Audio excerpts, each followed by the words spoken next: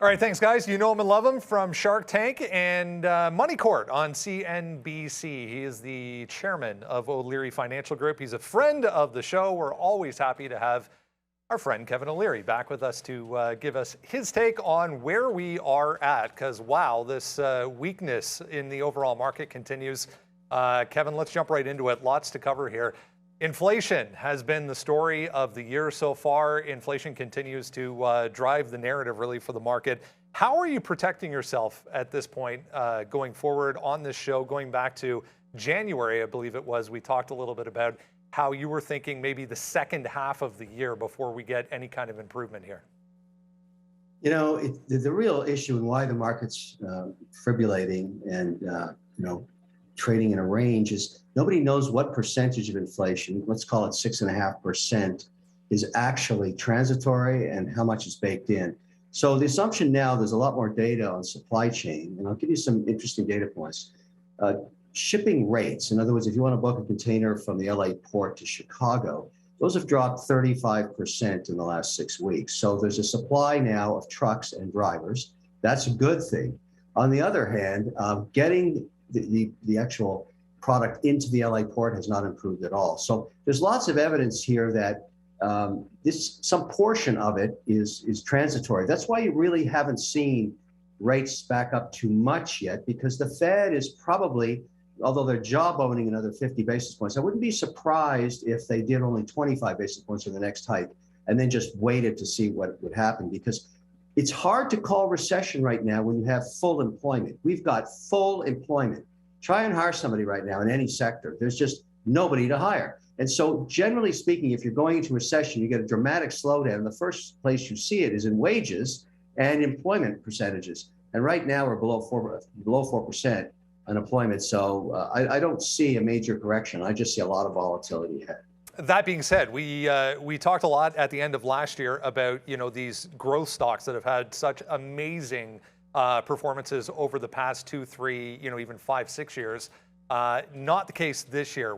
Where is there a specific area of the market we should be looking at right now for some opportunity when some of these names that we mentioned are down 60, 70, even 80+%? Yeah, it's amazing. And a lot of these down 50, 60, 70, 80% stocks have not stopped growing. Their growth rates remain the same. It's just what people are willing to pay for them has changed dramatically. And I want to point something out. Prior to the pandemic in the tech sector, there was always a lot of volatility. And the granddaddy stock that teaches the lesson of volatility, I ask everybody to go back 15, 17 years, is look at how much Amazon corrected every year. Down 30, 40, 50, 60% annually. And then came back up. And we got used to that. And then all of a sudden, the PPP programs and the $4.5 trillion in the printing press happened, and flushing the system with liquidity during the pandemic, that stabilized all the FANGs. It was the go-to name with all the free money. I don't care whether you had Microsoft or Google or Amazon or Netflix.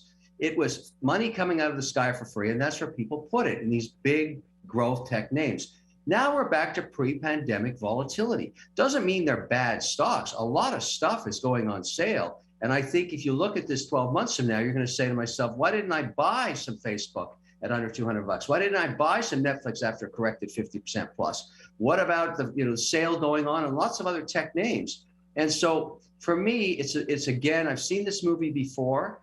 I'm a buyer here, and you can't pick the bottom. You can't. It's just impossible. You can look at the charts, doesn't help you that much. You got to average your way in on the big sell-off days, on Fridays at 900 points down, et cetera.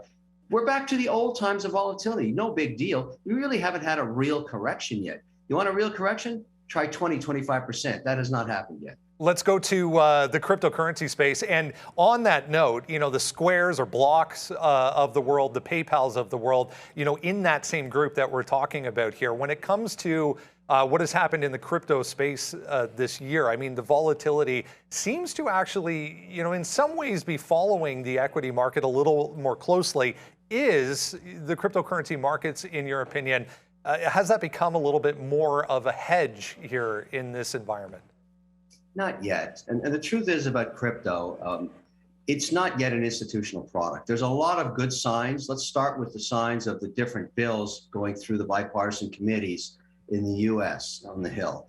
You got the Haggerty bill on stable coins. You got the Toomey bill on stable coins. You have the Loomis bill, which contemplates all crypto. All of these things are moving forward. You had the announcement last week that BlackRock put money into Circle, which is USDC. And then Fidelity this morning, or late last night, announcing that they would allow in their 401k retirement programs up to 20% in Bitcoin and other certain coins. And so clearly the movement is towards putting policy in place on crypto. That's positive. Now, the negative is Bitcoin 2022, a couple of weeks ago in Miami, they had to open a special day just for institutions on Wednesday. 1,500 institutions showed up. None of them own any cryptocurrencies. They're trying to figure it out. They know it's coming. They know policy's coming. Tomorrow, the FTX conference in Nassau, it is sold out globally. Governments from every state and country showing up there. I've never seen so much interest in an asset class that nobody owns. The truth is the whole sector is, Bitcoin's under $1 trillion, which is a nothing burger in financial services. So there's a lot of upside to come. And I think cryptocurrencies, you have to make one decision. Do you go long before the policy and regulation hits, or do you wait until the institutions can buy and pay significantly higher prices with more certainty? And I think that's the debate everybody has to have. I've made my decision. I have gone into 20% holdings across a wide range of crypto and crypto infrastructure like WonderFi, Immutable Holdings, FTX, and so on. Those are the equities I own, plus 32 other coin positions. Let's talk about one of those, WonderFi, announcing recently a second major acquisition this year with Coinberry in this country. Give us your take here on the environment in this country, in Canada specifically, and what the acquisition really means here going forward in Canada. Canada is the most advanced on policy in the world. They were the first to allow an ETF with the underlying asset being Bitcoin, first ETF with Ethereum underlying asset, and the first to issue the BitBuy license, which was a crypto exchange tied to a dealer broker, first in the world. Now, that was purchased by WonderFi, and obviously there's a consolidation going on in the market. There's multiple exchanges out there, but the big challenge for all of them is customer acquisition cost. When you start to scale by combining BitBuy with Coinberry, all of a sudden you've got 700,000 plus accounts across Canada. These are compliant accounts, regulated accounts. And so we believe that the whole mission, I think, of the management at WonderFi is compliant crypto. Most Canadians tied to the banking system want to be on side with rules and regulations. They don't want to be crypto cowboys. They want to be able to trade it on a regulated basis and report their gains and losses to authorities, which is going to be required anyways in the US and Canada this calendar year. And so what's really going on here is consolidation. And in a consolidation that occurs in something like exchanges, it's about customer acquisition. The bigger you are, the less it costs to acquire customers. And one other thing I'd add to it that I think I can really tip the hat to the team at WonderFi, they saw early on, it's a classic Gretzky, go where the puck is going, not where it is now.